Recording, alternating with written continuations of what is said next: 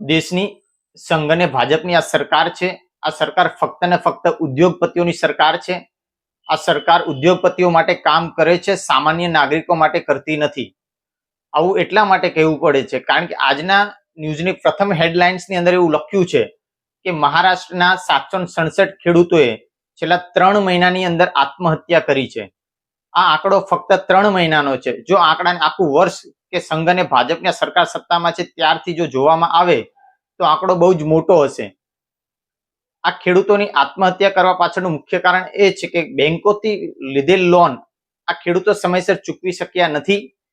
હવે આ જ સંઘ અને ભાજપની સરકાર જ્યારે 2014ની ચૂંટણી લડતી હતી ત્યારે એવું કહી રહી હતી કે અમે ખેડૂતોની આવક બમણી કરીશું.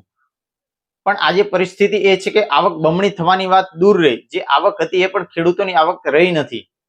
અને બીજી તરફ હેડલાઇન્સ એવી છે કે જેમાં લખ્યું છે કે અનિલ અંબાણીએ SBI નું 48,000 કરોડનું કૌભાંડ કર્યું. આવા અનેક કૌભાંડો આ સરકારની અંદર થયા છે અને સરકારે કાયમના માટે ઉદ્યોગપતિઓના દેણાઓ માફ કર્યા છે. તો પ્રશ્ન એ ઉભો થાય છે કે જો આ સરકાર ઉદ્યોગપતિઓના દેણાઓ માફ કરી શકતી હોય તો પછી આ ખેડૂતોના દેણાઓ માફ કેમ નથી થતા?